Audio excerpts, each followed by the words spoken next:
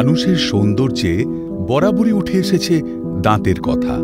সেই পুরনো সময় থেকে বর্তমান সমাজে নারী পুরুষ নির্বিশেষে মুক্তোর মতো ঝকঝকে সাদা ও সুন্দর দাঁতের চাহিদা ছিল ও থাকবে। আসলে ভুবন ভোলানো হাসি সর্বদাই মানুষকে আত্মবিশ্বাসী করে তোলে।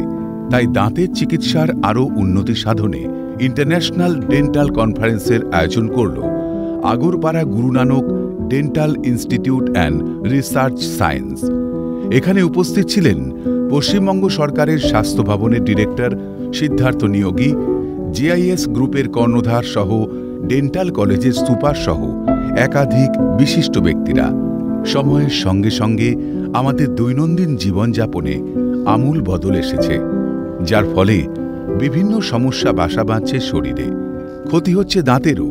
সেই সমস্যাগুলি থেকে সুরাহার পথ খুঁজতে এক অভিনব পন্থা নিয়েছে জেআইএস গ্রুপ।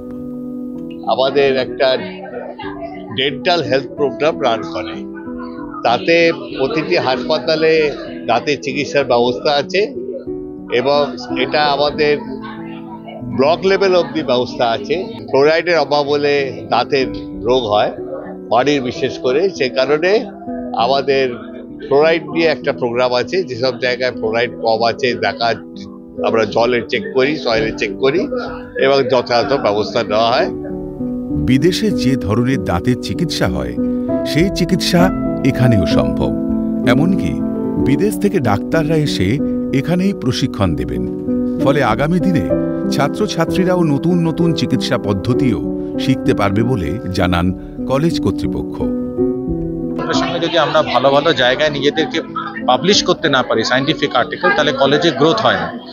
এইটা মাথায় রেখে আমাদের ম্যানেজমেন্টের একটা দূরদর্শিতা আছে যে কলেজই যেন একটা কনফারেন্স করে।